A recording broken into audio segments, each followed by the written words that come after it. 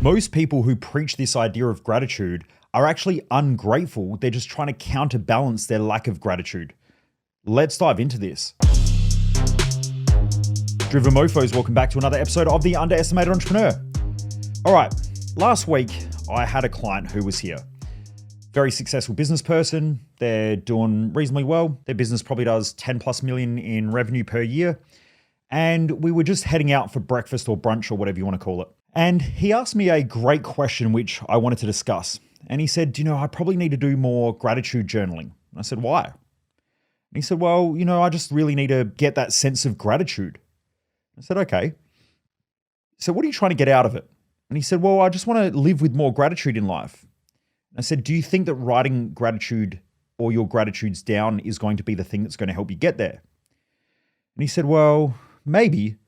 And I said, do you think that people who normally preach gratitude are normally those who are ungrateful and they're trying to write it down and trying to, convince themselves that they're grateful? And he said, well, maybe. He had a bit of a laugh and a bit of a chuckle. And I said, what about if you were really, really clear with your life and what you were trying to achieve, and you set high standards and you live those high standards? Would you be grateful? He said, yeah, of course I would. And I said, there's a difference between thinking about gratitude or wanting to be grateful versus being grateful. When you are grateful, you don't have to write that shit down because you are grateful. It's different. Now, a lot of people do this stuff and they'll do things like they'll have their gratitude because they're trying to remind themselves of stuff that they need to be grateful for throughout the day. If you are grateful, you don't need to write that shit down because you're already living your gratitude. Now, what is gratitude? Gratitude, the proper terminology, if you go back, like a lot of people mistake gratitude for elation or excitement or fun, and it's not. Gratitude is being thankful for whatever is going on in that moment. So sometimes if you've got financial problems and you sit down and you use some of the tools that I teach at events like Thrive Time or my Business Growth Odyssey or even in my private coaching, when you do that and you use those tools, what you're essentially doing is you are training yourself consistently to be thankful for the stuff that's happening for you because you realize it's on the way, not in the way. So I know that whenever I have financial challenges in our business, I'm thankful for them because it helps me to step up.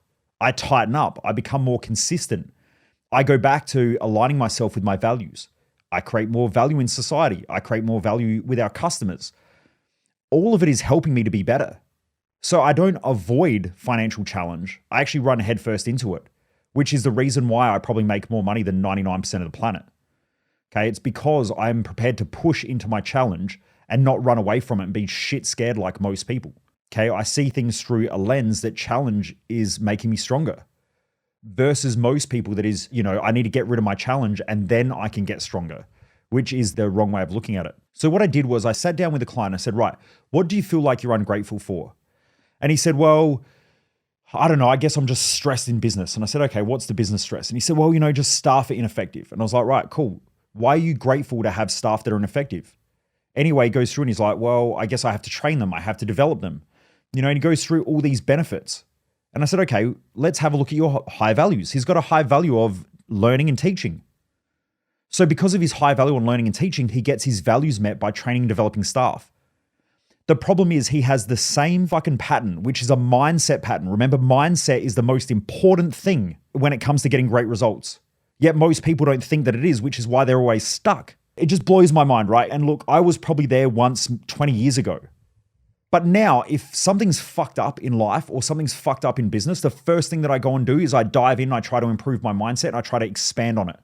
Why? Because mindset is 80% of success and the 20% is the strategy. Remember, there are only two things that keep people stuck: skill set and mindset. Most people go back to the skill set and they go, what skills do I need to develop?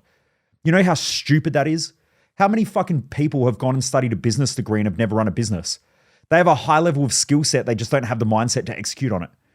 How many people have told you that are listening in right now, oh, I know all this shit, but they don't know anything because if they did, they would execute upon it.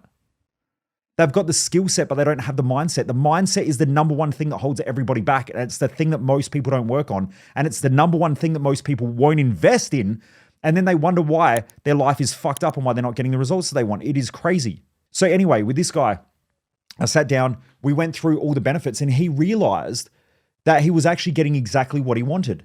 He kept focusing on money and he kept focusing on being a small business owner. And small business owners are really erratic, right? Startup business owners are always erratic. They have to control everything. They worry about everything. They have to make sure that everything is perfect. It all has to be up to their high standards, which most of the time their standards slip because they're erratic.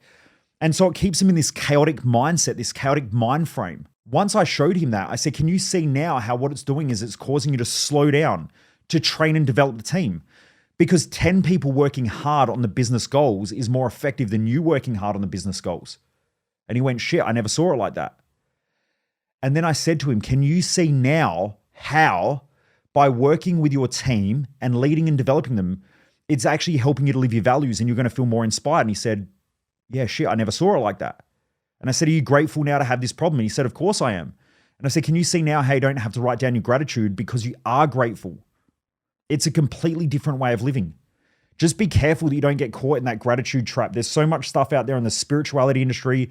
It's this whole new age thing. I see coaches doing it all the time. It's like they post their gratitudes up for the day. And I'm like, dude, if you were honestly grateful, you wouldn't even have to write down your gratitudes because you would be grateful. You are grateful. It's a state of being. It's not that you're trying to do something. You are that thing. When we try to do something, it means that we're not. Like if I'm trying to be better, that doesn't mean that I am better. It means that I'm trying, okay? If I am better, that means that I'm consistently improving or I have improved. It's a completely different way of operating in life. That's why sometimes it's the small differences that make the biggest difference in growth. You know, when clients work with me, what I've found is that when someone is at rock bottom and they have a very shitty mindset, they have to change everything. Like they need to change their diet. They need to have the perfect diet, the perfect exercise plan. They need to have the perfect strategy in business. They need to have the perfect game plan. They need to have all the answers in their relationship. And they're always looking for everything. But that's because they're ungrateful, right? When you start crushing it in life, you look for the small, seemingly insignificant things that done over a period of time provide the greatest results.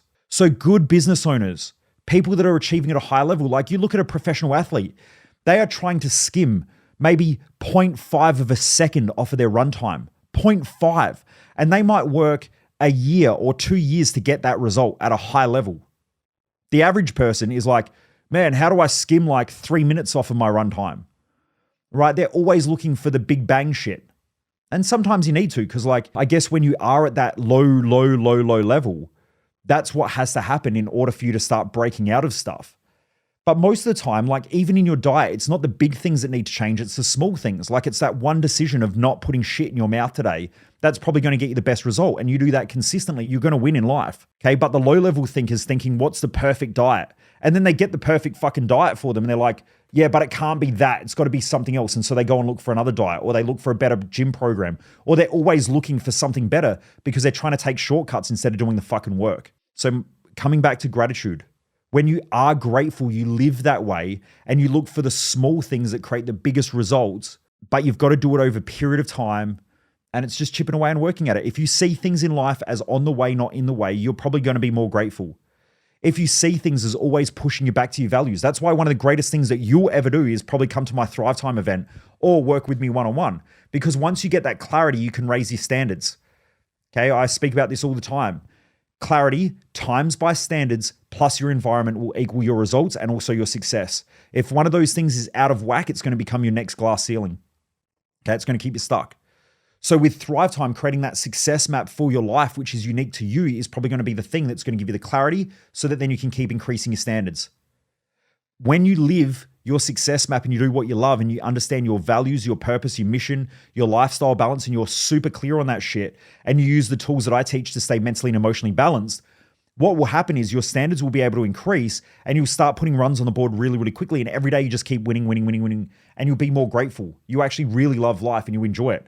And every obstacle where you start getting stressed out, there'll be something inside of you where you go, you know what?